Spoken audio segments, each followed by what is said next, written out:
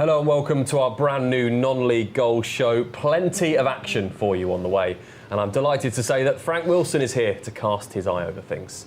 We start tonight with Bishop Stortford against Lewis in the Bostik Premier Division. James Cummins is your commentator.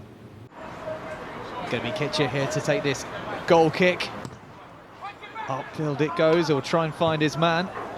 Heads towards Charles and hits Carshalton. Carshalton holds the ball up, heads it back. Charles now on the ball. Charles, the lone finish! It's 1-0 to Bishop Stortford. The home side take an early lead, and it's Ryan Charles to finish low and past the keeper. Great hold-up play there from the veteran striker Carshalton, but Ryan Charles was there. A brilliant finish from the Bishop Stortford frontman. And the home side take the advantage early on in the 3rd minute of this game. And it's 1-0 to Bishop Stortford. Let's throw it on that far side and it'll be taken towards the middle, headed out there, and it's not quite dealt with, and the ball is stopped awkwardly there, and it's with Carshalton. Carshalton, ball into towards the middle and headed in there, that should have gone in. A real opportunity for Bishop Stortford, and good play there from Carshalton. It's going to be Henry Wilder, throws the ball in. Lewis have been dangerous in the last couple of minutes. Wilder, cross in towards the box, it's not been dealt with, and this could be an opportunity, and it's 1-1! Lewis back in the game on 14 minutes, and it's James Hammond with the equaliser for the away side. And Bishop Stortford didn't clear their lines, and Hammond was there to calmly poke the ball past Kitcher in the Bishop Stortford goal. And it's 1 apiece here, game on. Now Lewis growing in confidence with each minute as it passes, and it could be another opportunity for the away side to try and draw level, and it's a great chance and good defending there by the Bishop Stortford defence, but it goes down. Calls for a penalty, but I don't think it's going to be given on Jonty Smith. But brilliant defending there from the Bishop Stortford defence, and Jonty Smith might have had a case. Here's Wilder again. Ball out wide. Reaches Parmet in towards the box. Reaches as far as his man on the outside. Good drive! That's a brilliant save there from Kitcher. Fantastic save there from Dowie Benwyn, who had that opportunity from outside the box. A brilliant rasping effort. And Dowie Benwyn really hit this one with great power. Kitcher, though, was equal to that effort, and a brilliant save. And can Bishop Stortford get a second goal in this game and pull away from Lewis? And they're definitely not done yet, and they're still driving forward. Ball in towards Carshalton. Carshalton has the ball again. 1-2. Oh, that's great skill there on the outside of the box. Drilled ball in. Brilliant defensive work there from Frankie Chappell. And Chappell had to be strong to keep the ball out there. Great work on that far side. And Chappell was there to brilliantly defend it away.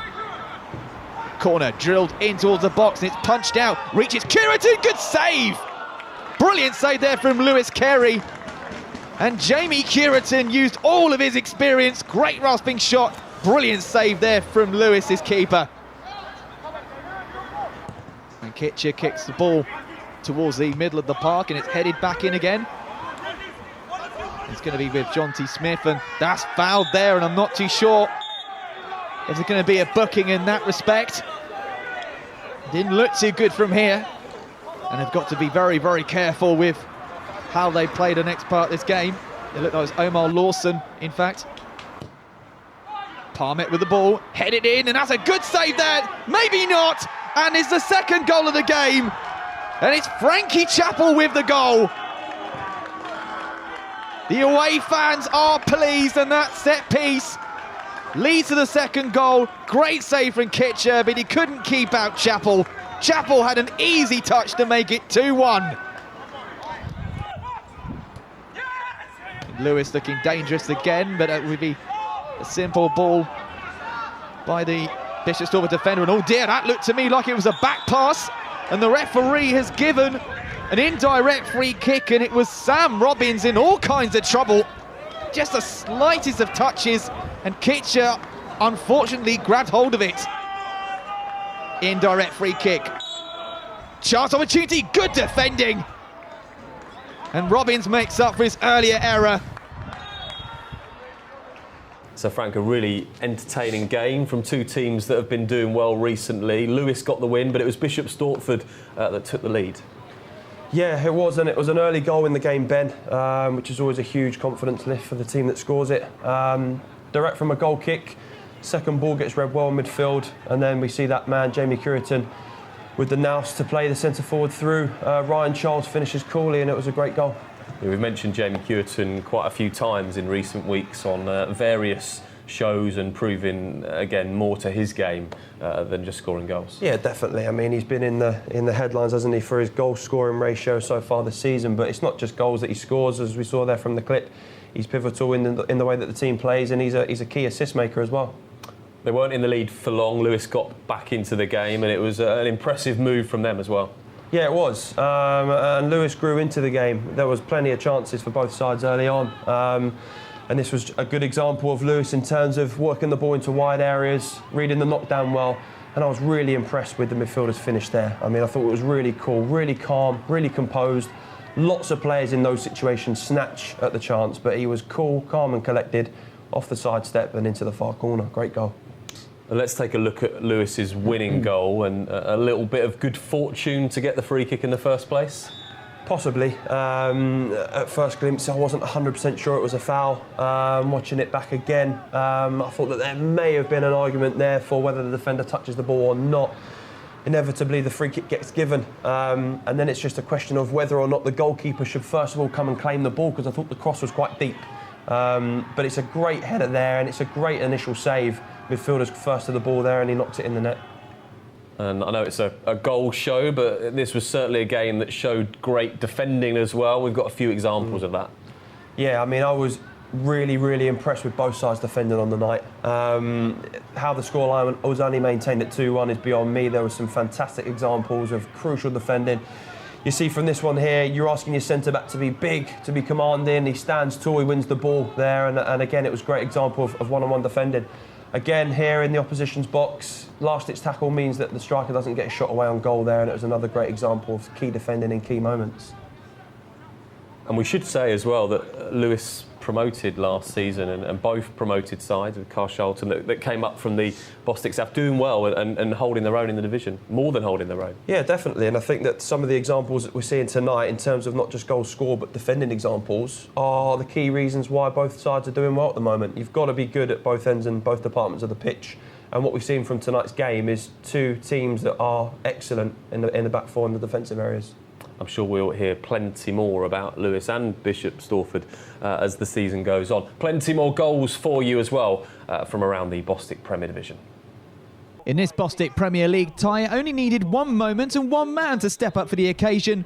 That man was Lewis Taylor. A finely taken set piece against Bognor Regis Town on 45 minutes was all that was required for Mark White's side to take all 3 points and keep their place at the top of the league. In the weekend's fixtures, it was AFC Hornchurch who hosted Kingstonian, but the away side took first blood in the 45th minute. Louis Theophanis easily collecting on a goalkeeping mix-up to make it 1-0 to the away side. But the game really came alive in the 81st minute, the home side emphatically equalising through George Sanders, and the game was very much back on. And the home side thought they'd grabbed all 3 points 5 minutes later. George Purcell was in the right place at the right time to make the score 2-1 and give the advantage to the home side. But football is a fickle mistress, and it was to end all square in this Bostik League encounter. James Daly on the 88th minute rescuing a point for the away side as the honours were all shared. If there were goals in the previous game, there were certainly goals on the south coast. Burgess Hill Town and Carshalton Athletic produced a right humdinger at the weekend, with the home side opening up the scoring through Pat Harding on 6 minutes with a superb finish. But if anything Harding can do, Aaron Smith-Joseph can just go one step better. His superb curling effort beat the keeper to make it 2-0 to Burgess Hill Town and to double their advantage. A wonderful finish, worthy of a second replay. And Smith-Joseph doubled his advantage yet again on 39 minutes. Some questionable goalkeeping wouldn't even alleviate his joy for his second and Burgess Hill's third. The home side enjoying their football, the away side sinking like a stone. But despite this, the away side did rally back and got their first goal on 53 minutes. Peter Adeyemi scoring for the away side with some questionable defending to allow the away side back into the game. And they reduced the gap to just 1 on 62 minutes. Jacob Mendy doing well with the pressure around him to make the scores 3-2. But it wasn't enough, and Burgess Hill Town took all 3 points. Wingate and Finchley certainly came out the blocks running in this fixture. Rob Laney emphatically finishing with a great header past Louis Wells to make the score 1-0 on 8 minutes. But Margate rallied forward and fought back, and they were rewarded on 25 minutes. A brilliant run from Jake Paxman found Tom Murphy inside the box on 25 minutes to equal the score and get the home side back into the game.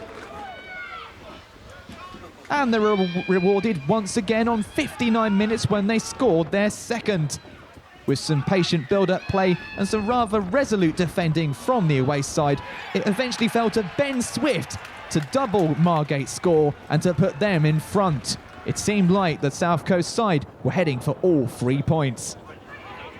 But as in other fixtures we've seen, football again is a fickle mistress. And Wingate and Finchley were to get their spoils and a share of the points through Lorik Hernandez on the 90th minute. The away side much the happier, and Margate certainly agreed. It ended 2-2. Plenty of good action from across the Bostik Premier Division last weekend, but you've picked out a couple of goals that really took your eye. Yeah, Aaron Smith-Joseph in particular. I thought he had a fantastic performance.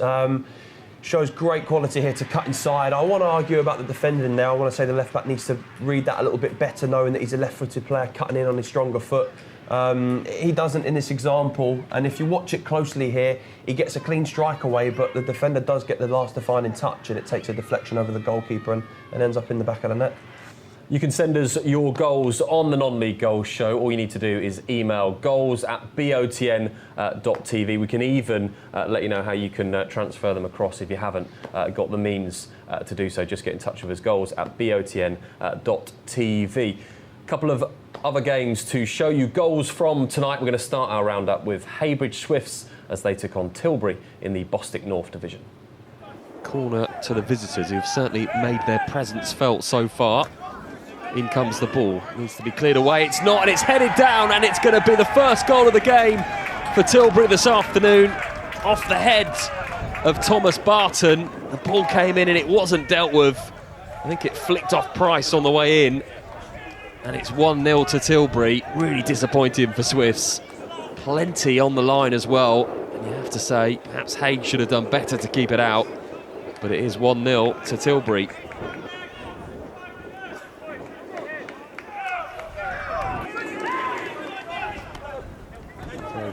Haig just starts the move for Swift, goes in towards Chattin. What can he do? Plenty of room to run for Chattin. On his left foot, drives the ball low and scores and brings Swifts level in this game.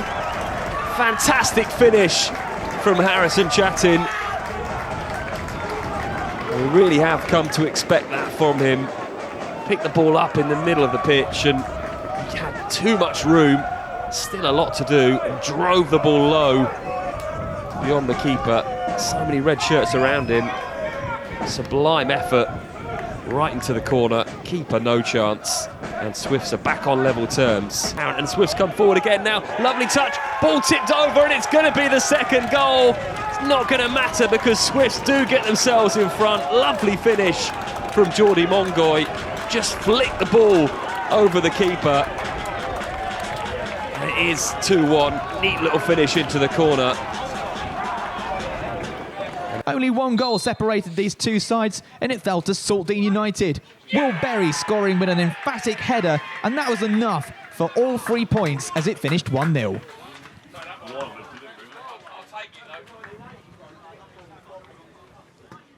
Yeah, really good win for Saltdean United. Thanks to Ash Jones. It was tweeted after the game that he went in goal for the first half an hour because the regular keeper thought that they were playing away from home. Has that ever happened to you? It has been. Not a goalkeeper. We had a player, Quincy Rowe, at the time. I think it was Boxing Day's big derby clash with Carshalton Athletic. And he went to our home ground thinking that the game was being played at Imperial Fields that day and then was subsequently late for kick-off. So, yes, it has happened to me.